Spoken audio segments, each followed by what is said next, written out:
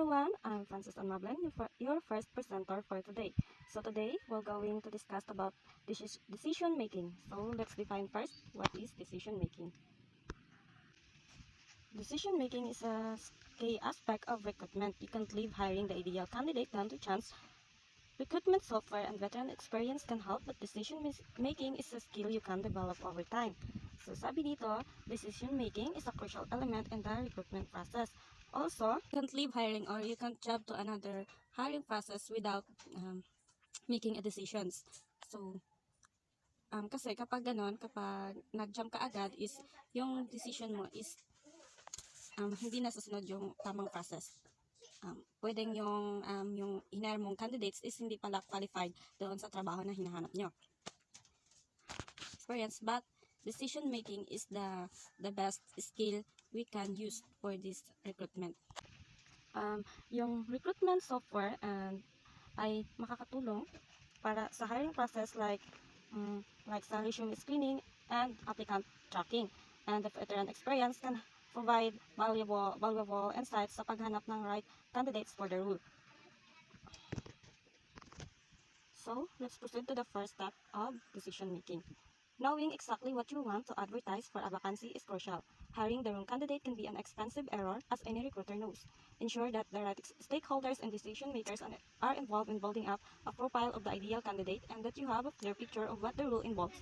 Once you are clear on the role to be offered, you will be in a better position to make an initial decision on the kind of candidate you will be looking for. From this initial preparation, shape the job description so that applicants will be as clear on the job requirements as you are.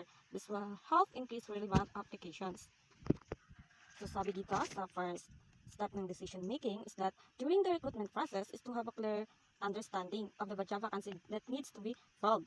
Hiring the wrong candidate or applicant can be a costly mistake or hindi siya magiging worth it yung ginastos ng isang company kasi nga you hired the wrong candidates for the job or involve the right stakeholders and decision makers sa pag-decide kung anong klaseng candidates ba ang dapat mong i-hire. Once na na-define mo na ang job profile, madali mo na ma-identify or mahanap ang applicant na kakailanganin ng inyong company. Yung candidate na very suitable sa trabaho ina-offer ng company.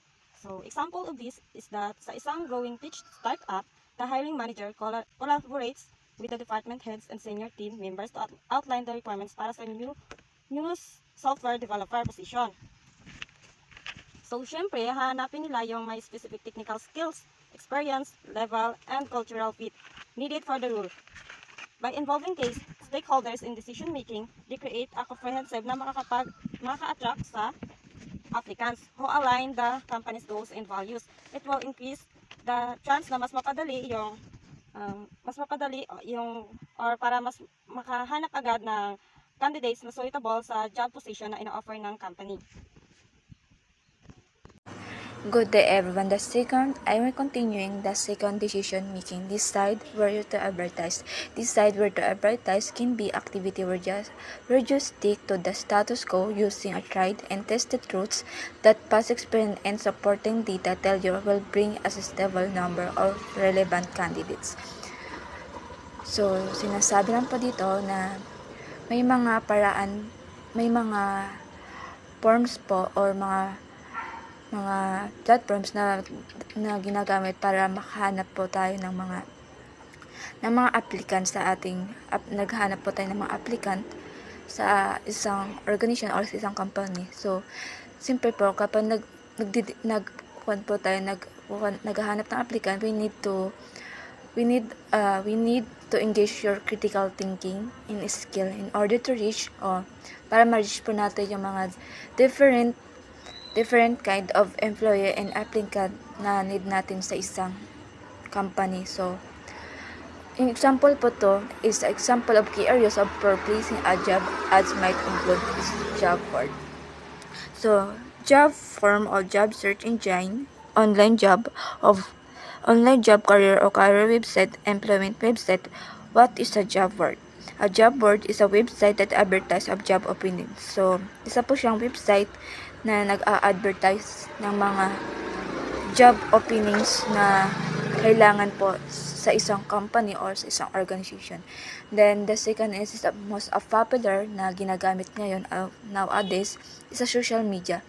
Social media, isa din po sa ginagamit nila, pinupost nila kung nag-hire ba sila ng mga job openings na kailangan nila, siyempre, openings. So, siyempre, nakalagay din po nila kung ano yung hinahanap nila sa isang applicant or sa isang employee. Then, employee referral programs. O, ito naman po is, kunyari po, may isa kang kaibigan na nagtatrabaho sa isang company, then, as a friend, nirecommend ka niya po sa inyong boss para magtrabaho, or ngayon pa, inirecommend ka niya as doon ka na po magtrabaho na kailangan sa isang company that we need in our organization or company.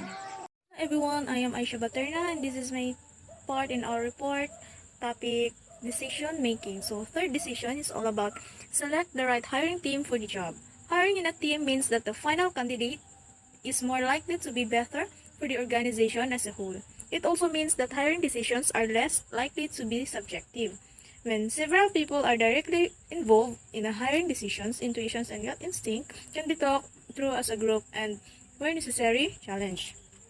Hiring in a team is more conducive to a decision based in logic and critical thinking. So sabi po dyan, no, yung pag-hire na po sa isang team ay nangangahulugan na mas malamang yung huling candidate ay mas mahusay para sa organizations bilang isang buo. So, bakit po ba kailangang piliin, no, yung tamang tao para sa hiring team?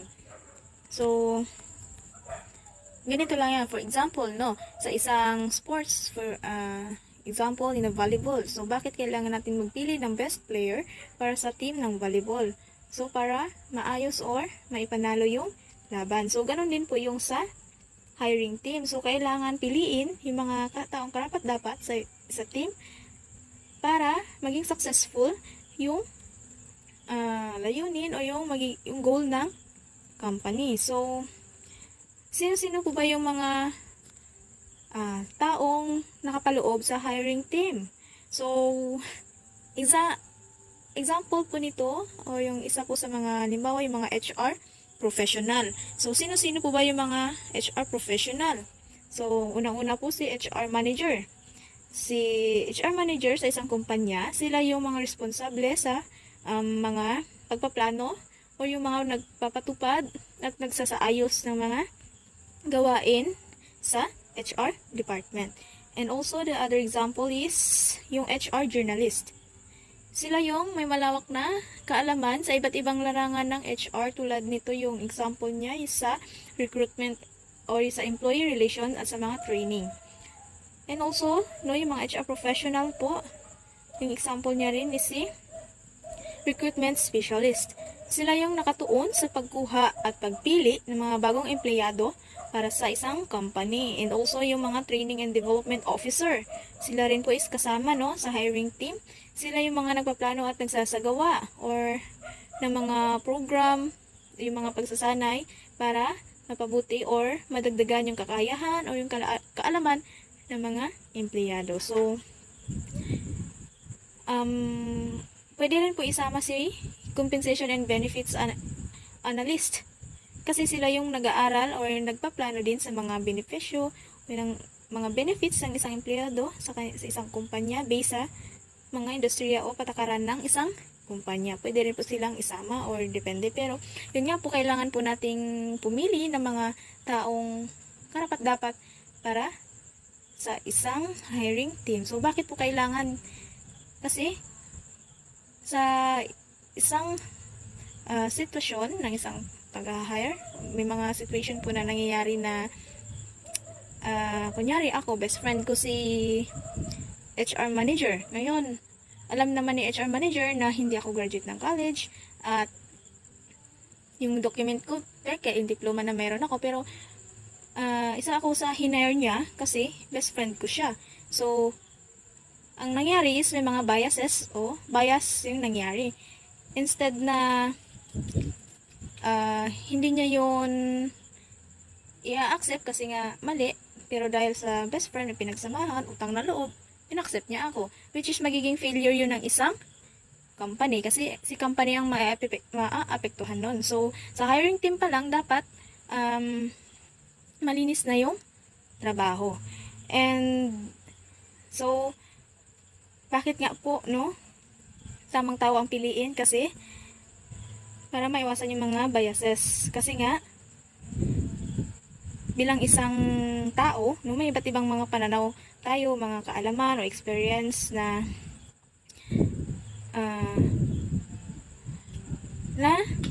makakatulong sa mga HR o mga hiring team na mapalawak or makakatulong yun para tulungan yung kanilang team na mapag-isip o mapag-isip,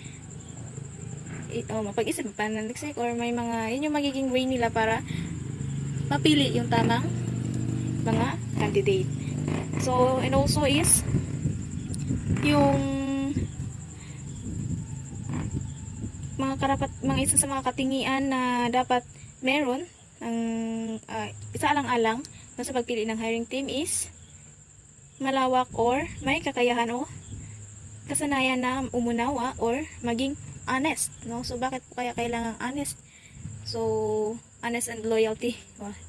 So, yun nga po. So, kapag honest ka po, so, magiging malinis yung job na, yung result ng job mo. So, karagdagan lang din po, no? Yung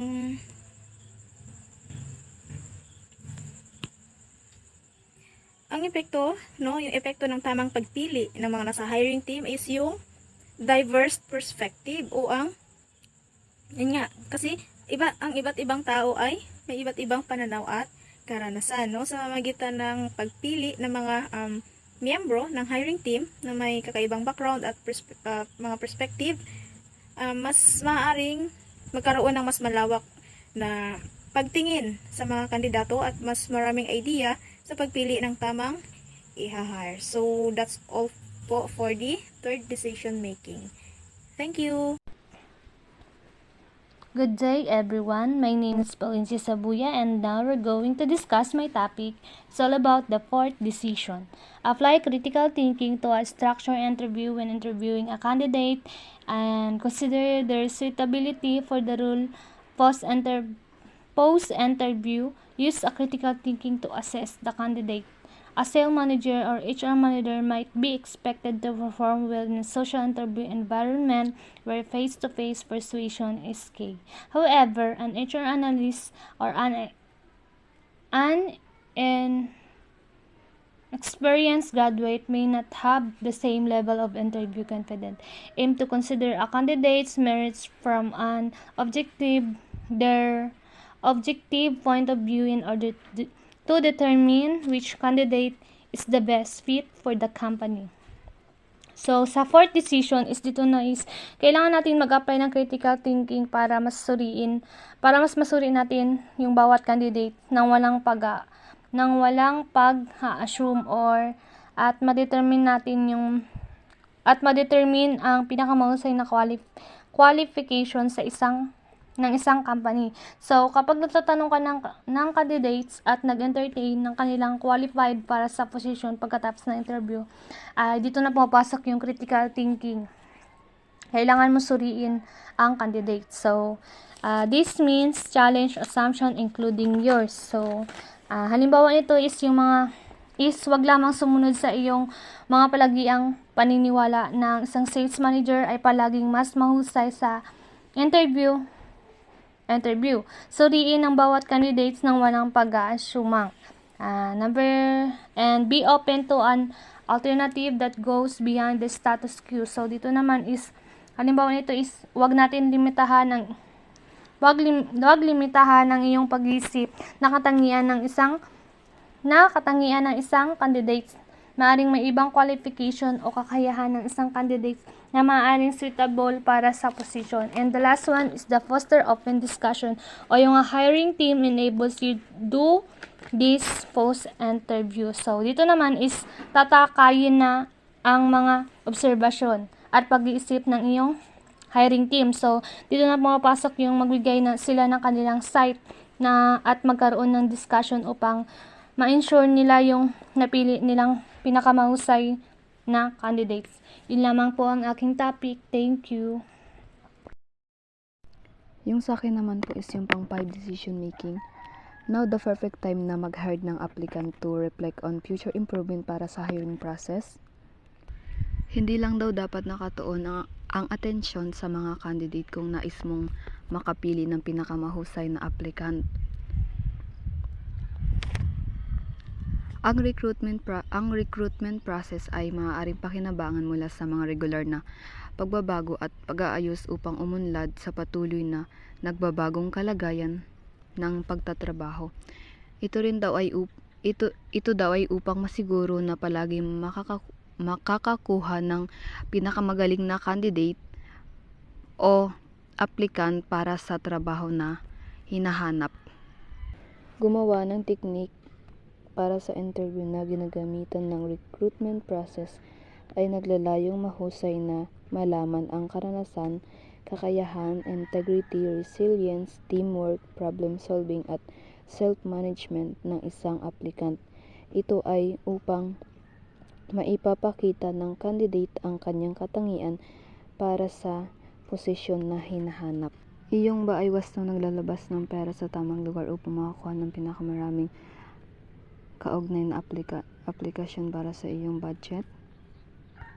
Maiilang mga tanong na pwedeng itanong upang makagawa ng impormadong lohikal na desisyon para sa pagpapabuti ng process ng pag-a-apply sa paglipas ng panahon. Ang pag-hire ng pinakamagaling na aplikanta ay isang process na kadalasang nakakailang at lubos na komplikado. Ang decision ng HR at recruitment ay umaasa sa paggamit ng lohikal kaysa intuition at pagsasaliksik sa abot ng iyong makakaya at paghahanda. Dito na po nagtatapos ang aking report. Good morning, ma'am. This is my report. It's about decision making in human resource management. Harvard model suggests that human resource management should consider the 4 C's of HR while making decision. Yung sa akin po is commitment and competence. Sa commitment is ensuring commitment among employees towards organizational goals is the utmost importance to any HR department. So, sa commitment is kailangan dito is yung prioritize and motivation. Then, meron siyang work-related sa job satisfaction, leadership, tsaka work-life balance na nakakonsider doon sa company to can lead opportunities, then employee growth and love of what you do. Kailangan yung alam mo yung ginagawa mo for the company and for the work. To refers dedication, loyal, and engagement to employee like goal to good work employee as committed, successful. Kailangan ini-ensure yung committed. Top refers to dedication. Then, importance to HR department yung committed, while work-life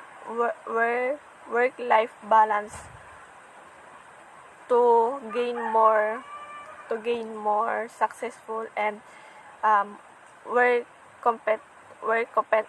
competence has growth what you do and make effort to company. Sa competence naman is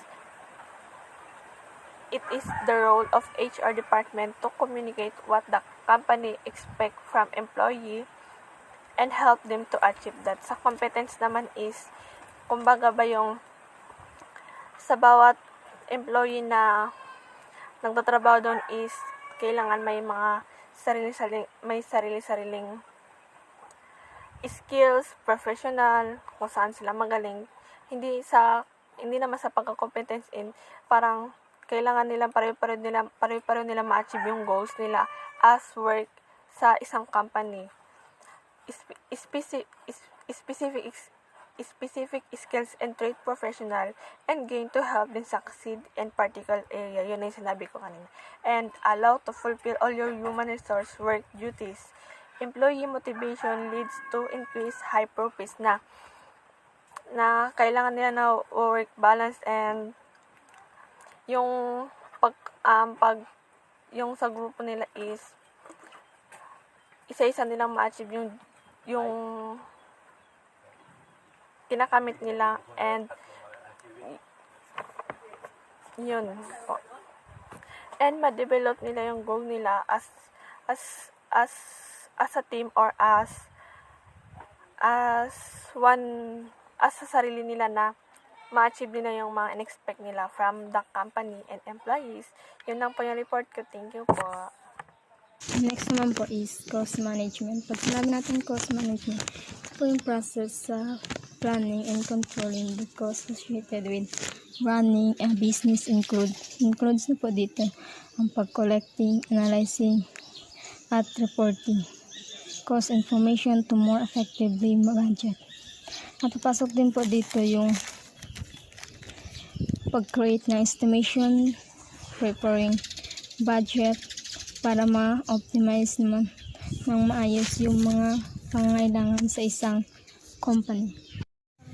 Compatibility naman po, ito naman po yung mga pag-check sa mga employee kung comfortable ba sila sa kanilang mga trabaho.